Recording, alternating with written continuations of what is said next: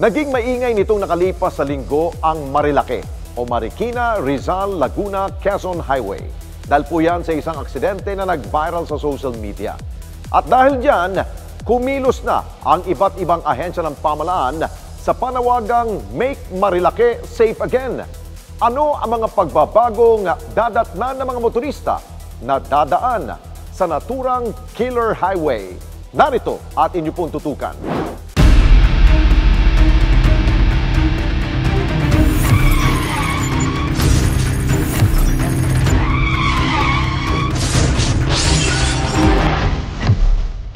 Araw-araw kong dayuhin ang Marikina, Rizal, Laguna, Quezon Highway o mas kilala sa tawag na Marilake. Ang napakaganda at napakahaba kasi nitong daanan na umaabot sa halos higit 100 kilometro na kumukonekta mula Quezon City hanggang sa lalawigan ng Quezon. Relaxing at napakasariwa ng hangin. Maganda rin ang daanan at tanawin. Kaya patok na patok ito sa mga motorista. Four-wheel ka man, nakamotorsiklo o kahit nakabisikleta. Ang palikuliko kasi nitong daanan, may dalang thrill sa mga riders at siklista. Ngunit sa ilang pagkakataon, naging maingay ang Marilake Highway. Hindi dahil sa dumarami nitong turista. Ngunit, sa dumaraming aksidente na naitala sa tinagurian nilang Killer Highway sa Rizal. Yung ulo niya ata dito tumama. Isa na rito ang viral video ng mga rider na nagpasiklaban habang tila nagkakarerahan at humaharurot sa nasabing daanan sa Sitio Manukan sa parte ng Tanay Rizal. Matapos ang ilang saglit na exhibition at tagisan, ang dalawang rider nawala ng kontrol hanggang sa tuluyan ng bumangga sa mga rider na nanunood sa gilid ng kalsada. Damay din ang mga motorsiklo nila.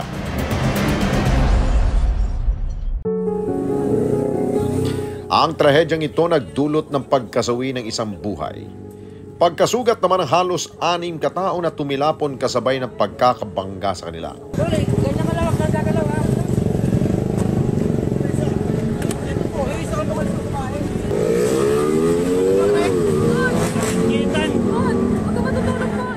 Ngunit hindi lamang ito ang unang beses na may naitalang aksidente sa lugar.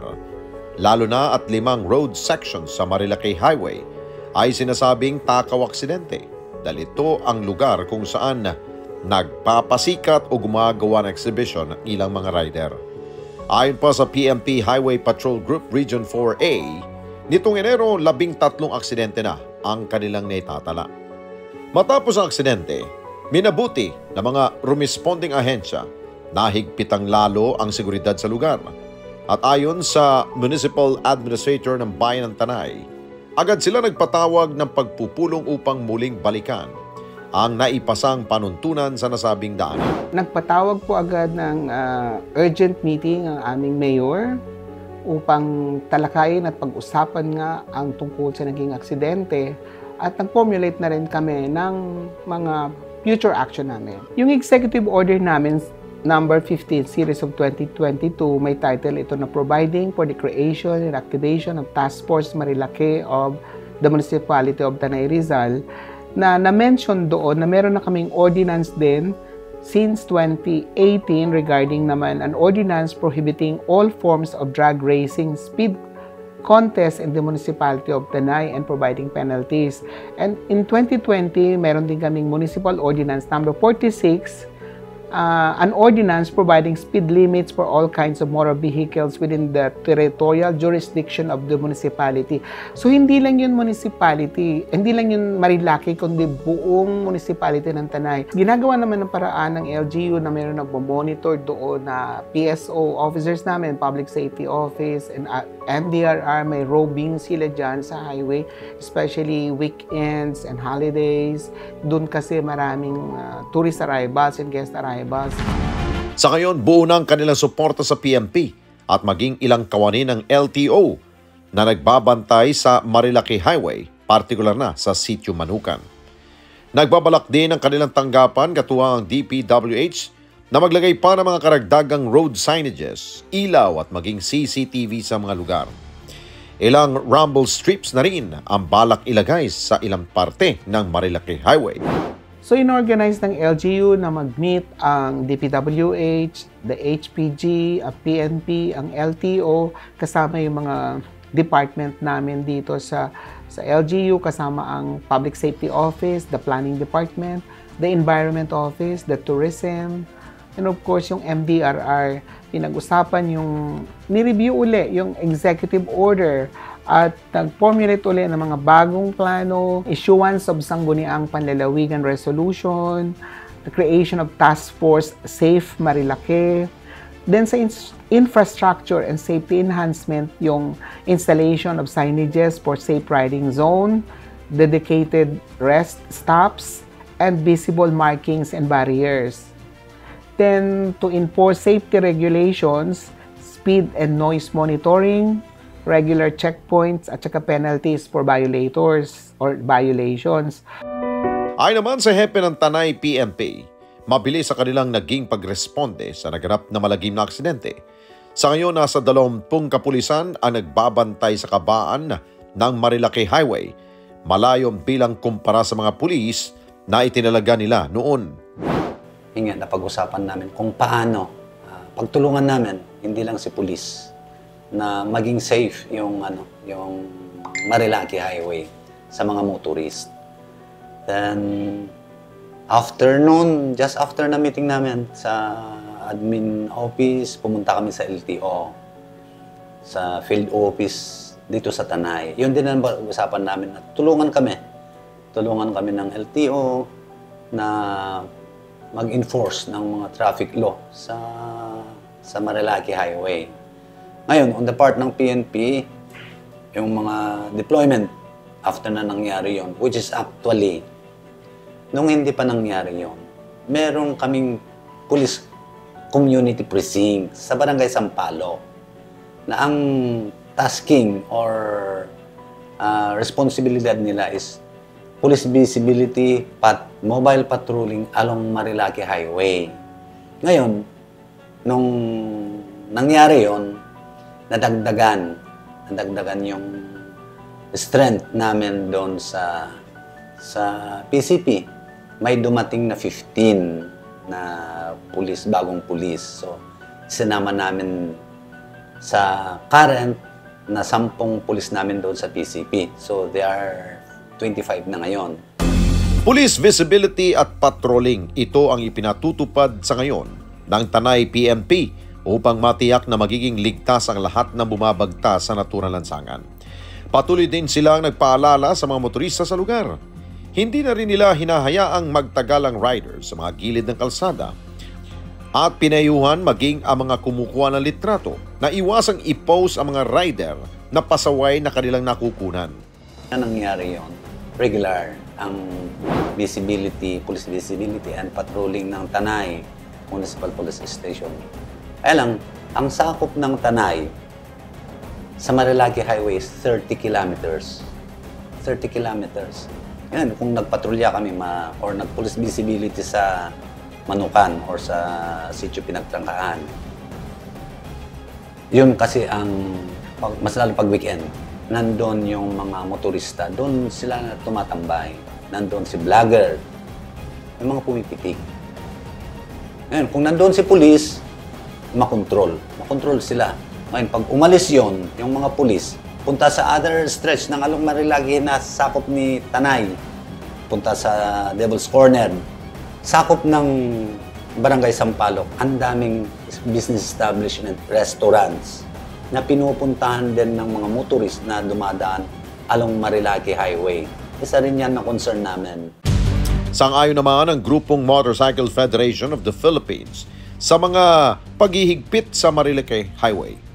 Ngunit higit pa rito ang nais silang mangyari. Isinusulong nila na dapat maging maalam ang mga nagmomotor sa mga safety measures at panuntunan sa pagmomotor. Lalo pat lumalabas sa investigasyon na karamihan sa mga rider sa Marilaki wala pang mga lisensya. Na inatenan, no? Sa iba-ibang bansa, like, ang napaka-conscious dyan is Taiwan, no? Ang nagiging parang after the forum namin, kailangan sa Pilipinas, education at saka yung enforcement. I-educate natin sila, then pag alam na nila yon, hulihin sila. Kasi yun ang problema eh. Wala nag-enforce ng law. Pinigyan na namin sila ng exam. Hindi ko tuloy maitapon yung record to doon. Ang dami nun. Siguro out of 10,000 na riders na pinigyan namin na exam, wala pa yata 10% na pumasa. O, ganun eh. Yun lang naman yan eh. 3K ang masunod ng rider. Yung kalasingan, yan, marami namamatay dyan. Kayabangan, yan, marilaki namatay, kayabangan. Tapos yung katangahan sa batas. Malaman niyo yung mga road marking, road sign, speed limit, siguro mababawasan yun. Ayon pa kay Atoy, napakagandang lugar at daanan ang Marilake. Malaki ang pakinabang nito hindi lamang sa mga taong nais na mag-ride at mag-relax. Pangunahing daanan nito ng ilang mga negosyante at dumadayo sa mga tourism destination sa Laguna at sa Quezon. Kung tatanong niyo sa akin ng Marilake, yung Marilake, we start na ikon yung kalye na yan eh. No, kasi yung lugar na yan, ang 1 hour from Manila, Virgin Forest, parang relaxation. Nung time namin dyan, nakakabili kami ng tapa ng baboy damo, tapa ng usa. Pero nung pumasok yung mga nagmumotor na naka-open pipe, nawala lahat yan. Nito lamang nakaraang linggo nagsagawa ng motorcade ang ilang grupo para ipanawagan na gawing ligtas ang Marilake Highway. Iba't ibang grupo ang nagsama-sama at bumagtas sa nasabing daanan mula sa Bozo-Bozo hanggang sa Sampaloc, Tanay. Nagpaalala rin ang mga nakatalagang HPG personnel at LTO sa ilang mga pasaway na riders na walang helmet at pinilit pa rin gumawa ng exhibition sa lugar. At para matiyak na susunod sa nakatakdang speed limit ang mga dumaraang motorista, gagamit ng radar speed gun detector ang PNP para madakip ang mga nag-overspeeding sa kabaan ng naturang lansangan. Ang mga hakbang ng iba't ibang ahensya aprobado sa mga riders na aming nakita sa lugar. Anila, makabubuti ito para matiyak ang kaligtasan ng mga tulad nilang nais lamang na makapag-relax matapos ang isang linggong pagkayo. Ang ayon naman kasi para sa lahat naman ng riders, talaga naman dapat yung safety yung una natin. Yung, kumbaga, nakakapag-unwind tayo sa mga lugar na napupuntahan natin katulad ng magandang lugar na to na Marilake. At the same time, kailangan safe din talaga. Kaya okay yun para sa mga kapwa din natin riders. Para malaman din ng ibang mga motorista na yung advocacy ng Make Marilake Safe Again. Para makita rin nila na safe na pala dumaan dito. Hindi na yung may iwasan yung katulad niya, may mga bantay na, may mga para hindi na sila mailang na dumaan dito. May iwasan nila accident. Safety naman yun ng lahat ng mga riders na siyempre buhay natin nakasalalay dun. Mas maganda nga yung ganun para iwas na rin disgrasya. Kasi yung iba na hindi kasi madadamay sila Pabor din ang business owner na si Eunice sa paghihigpit na ginagawa sa Marilake. Ayon sa kanya, saksi sila sa mga nagpapasikat na kamote rider sa nasabing daanan. At madalas din nilang makita ang iba't ibang aksidente na kinasasangkutan ng mga ito. Mula morning kasi hanggang hapon nandito kami. Yung iba, hindi naman karamihan ilan lang naman sila. Paikot-ikot sila, talagang pabalik-balik sila. Tapos talagang hindi naman siguro nagyayabang ginawa nilang praktisan dito ng pagre-race. Di ba pag nakasasakyan ka, tapos masakit din na yung motor sasalpak sa'yo, tapos walang ibabayad dun sa sasakyan.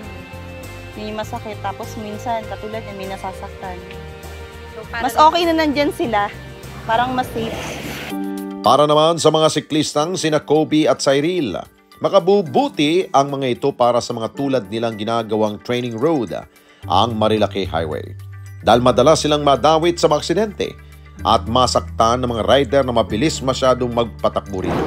Yung thrill, yung nature, and overall peaceful po talaga ang Marilake.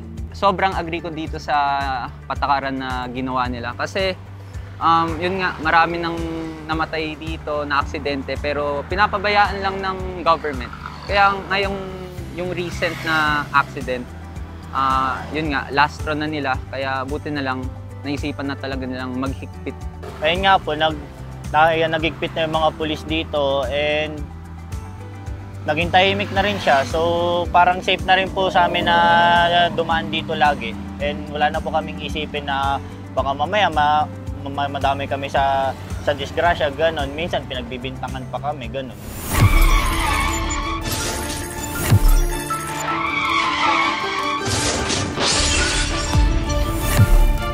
Paalala ng bawat ahensya maging responsableng motorista sa Marilaki Highway man o sa ibang daanan nang hindi nakaperwisyo sa kapwa rider o kasama sa daanan. Ang aksidente posibleng maiwasan kung isa sa isip ang pagiging responsable at maingat sa daanan. Ang pag-iingat hindi lamang tungkulin ng mga ahensya, tungkulin din ito ng mga taong nasa likod ng manibela.